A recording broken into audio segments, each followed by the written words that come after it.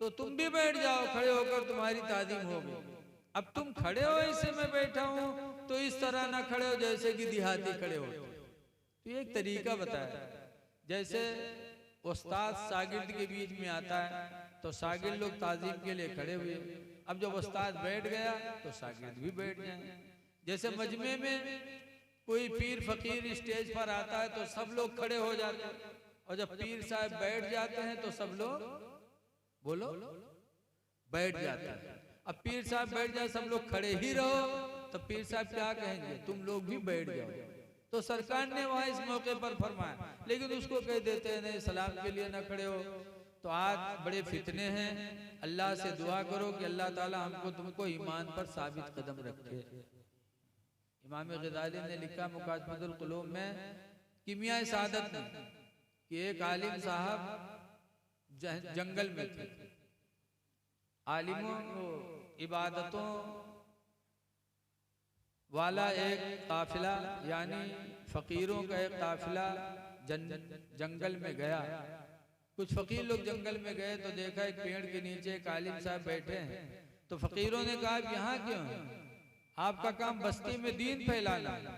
तो आलिम ने कहा कि हमारा काम बस्ती में रहकर दीन फैलाना था, लेकिन दीन बस्ती में रह करके ईमान का बचाना ही मुश्किल पड़ गया, इसलिए हमने जंगल को अपना लिया।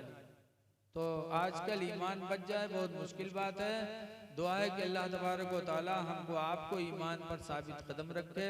तो इसलिए मेरे दीनी भाइयों, बस मैं आखिरी बात कह के मैं अपनी तकरीर ख़त्म कर रहा हूँ कि नमाज पढ़ो, बगैर नमाज के खुदा राजी नहीं होगा। माद इब्ने जबर रज़ी अल्लाह ताला अन्हु को हुज़ूर ने यमन का गवर्नर बनाया था, गवर्नर बनाया था। और गवर्नर बनाने के बाद क्या फरमाया था कि ला ततरुकन्ना सलातम मक्तूबतम मुतअम्मिदा, ऐ माज गवर्नर बन गए हो लेकिन फर्ज नमाज हरगिज हरगिज जानबूझकर न छोड़ना। क्यों? फइन्ना मन तरका सलाता मुतअम्मिदा, इसलिए कि जिसने नमाज फर्ज को जानबूझकर छोड़ दिया, फ़क़द बरियत मिन्हु ज़िम्मतुल्लाह, तो अल्लाह के जिम्मे से वो बरी हो गया, अल्लाह उसका जिम्मेदार नहीं रह जाता।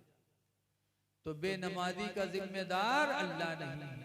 इसलिए नमाज पढ़ो, और नमाज पढ़ोगे तो इंशाअल्लाह दुनिया में भी बलाओं से बचोगे।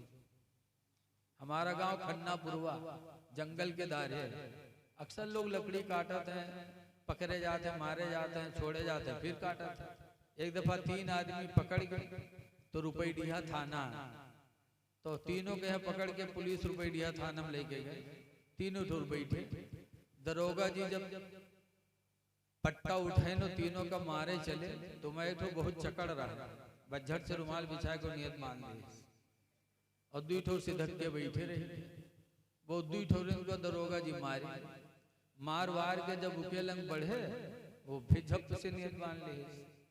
तो दरोगा जी बाहर से लौट गया, फिर उन्हीं दोनों पर जुट गए, उन्हीं दोनों मारे। और जब मार वार के उकेलंग बढ़े तो कहीं नियत नहीं खत्म हुआ, सलाम फेरे के फिर नियत बांधे था। घंटाहन गुजर गया, कोई नमाज नहीं खत्म हुआ, और उन्हीं दोनों मारे जाए। अत्ते मैया गांव से रुपया बटूर के थाने में पहुंच गया। जब दरोगा जी रुपया पाएंगे तो छोड़ दी तीनों। जब तीनों वहां से छूटे गांव में यहाँ आए तो दोनों का गरियावा, कहीं सार कब के नमाजी हुई रहा है, ठीक है सारे तो घंटाहन नमाज नहीं खत्म। अल्लाह जाने कौन नमाज पढ़े लाग रहा है, कम से कम थोड़ी देर यूं मारा जा तब तक तो हम लोग सौताए ली, लेकिन एक घंटाहन नमाजे के नहीं खत्म। तो उसने सिर्फ दरोगा जी के डर में नमाज पढ़ी थी तो मार से बच गए। अगर खुदा के डर में नमाज पढ़ी होती तो दरोगा जी के मार से तो बचा ही था, लेकिन आखिरत में अल्लाह के अजाब से भी वो बच जाता। लिहाजा नमाज पढ़ो खुदा के डर से। अल्लाह ताला हमको आपको पंजगाना नमाज बाजमात मस्जिद में अदा करने की तौफीक अता फरमाए। अस्सलामु अलैकुम व रहमतुल्लाहि व बरकातुहू।